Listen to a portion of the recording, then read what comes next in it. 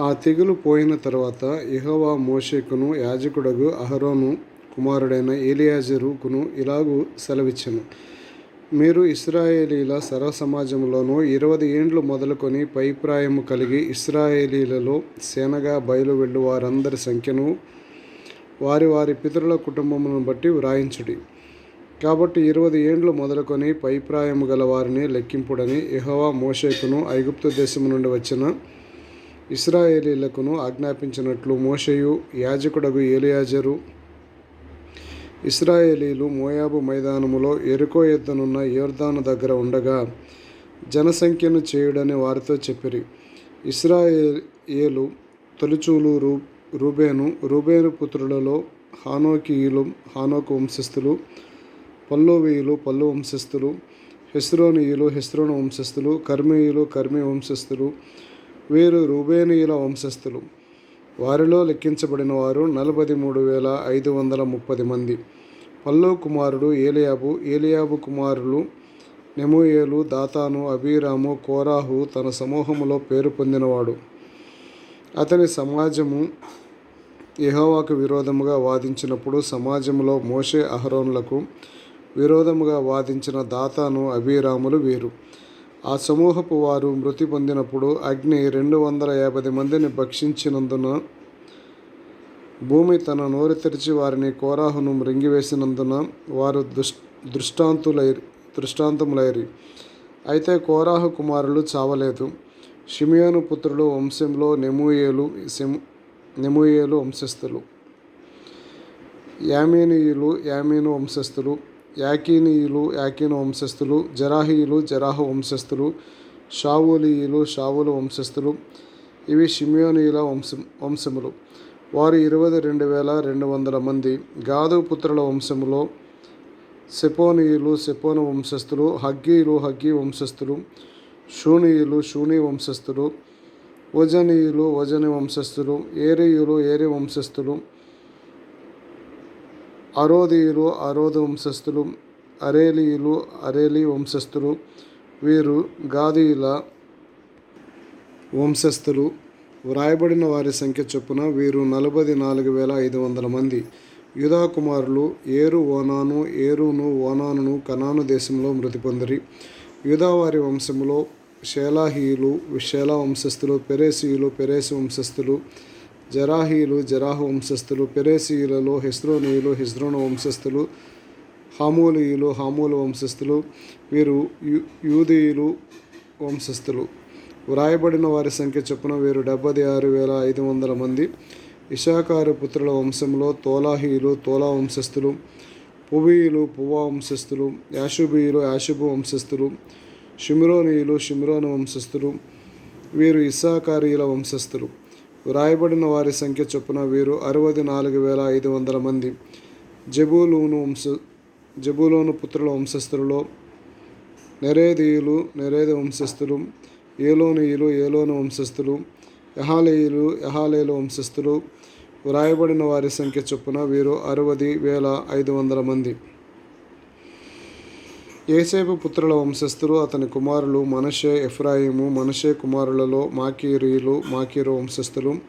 మాకీరు గిలాదును కనును. గిలాదీయులు గిలాదు వంశస్థులు. వీరు గిలాదు పుత్రులు.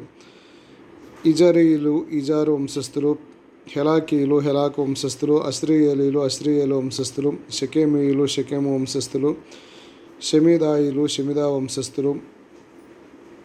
హెపేరీయులు హెపేరు వంశస్థులు. హెపేరు కుమారుడైన సెలోపెహాదుకు కుమార్తెలే గాని కుమారులు పుట్టలేదు. సెలోపెహాదు కుమార్తెల పేర్లు మహాలా, నోయ, హోగ్లా, మిల్కా, తెర్సా. వీరు మనష్షీయుల వంశస్థులు. వ్రాయబడిన వారి సంఖ్య చొప్పున వీరు 52,700 మంది. ఎఫ్రాయిము పుత్రుల వంశములు ఇవి: షూతలహీయులు షూతలహు వంశస్థులు, బెకారీయులు బెకారు వంశస్థులు, తహనీయులు తహాను వంశస్థులు. వీరు షూతలహు కుమారులు. ఏరానీయులు ఏరాను వంశస్థులు. వీరు ఎఫ్రామీయులు వంశస్థులు. వ్రాయబడిన వారి సంఖ్య చొప్పున వీరు 32,500 మంది. వీరు యోసేపు పుత్రుల వంశస్థులు. బెన్యామీను పుత్రుల వంశంలో బెలీయుములు బెల వంశస్థులు, అష్బేలీయులు అష్బేల వంశస్థులు, అహీరామీయులు అహీరాము వంశస్థులు, షూపామీయులు షూపాము వంశస్థులు. బేలా కుమారులు ఆర్దు నయమాను, ఆర్దీయులు ఆర్దు వంశస్థులు, నయమానీయులు నయమాను వంశస్థులు. వీరు బెన్యామీనుల వంశస్థులు. వారిలో వ్రాయబడిన లెక్క చొప్పున 45,600 మంది. దాను పుత్రుల వంశంలో షూషామీయులు షూషాను వంశస్థులు. వీరు తమ వంశంలో దానియుల వంశస్థులు. వ్రాయబడిన వారి సంఖ్య చొప్పున వీరు 64,400 మంది.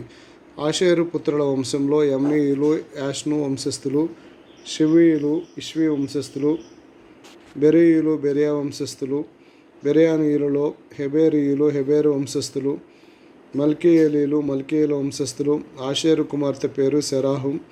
వ్రాయబడిన వారి సంఖ్య చొప్పున వీరు ఆషేరీయుల వంశస్థులు. వీరు 53,400 మంది.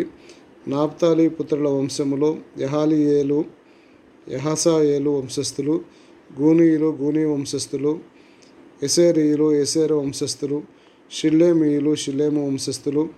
వీరు నాప్తాలీల వంశస్థులు. వ్రాయబడిన వారి సంఖ్య చొప్పున వీరు 45,400 మంది. ఇశ్రాయేలీలలో లెక్కించబడిన వీరు 6,10,730 మంది.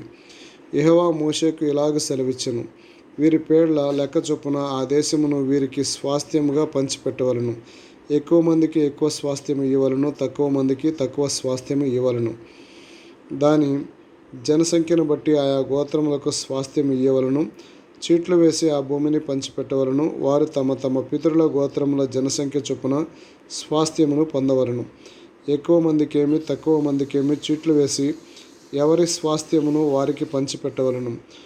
వారి వారి వంశములో లెక్కించబడిన లేవీయులు వీరు: గెర్షోనీయులు గెర్షోను వంశస్థులు, కహాతీయులు కహాతు వంశస్థులు, మొరారీయులు మొరారీ వంశస్థులు. లేవీయుల వంశములు ఏమనగా లిబ్నీయుల వంశము, హెబ్రోనీయుల వంశము, మహాలీయుల వంశము, మూషీయుల వంశము, కొరాహీయుల వంశము. కహాతు అమ్రామును కనెను. అమ్రాము భార్య పేరు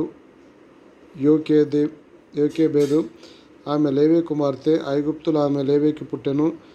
ఆమె అమ్రాము వలన అహరోనును మోషేను వీరి సహోదరి మిరియామును కనెను.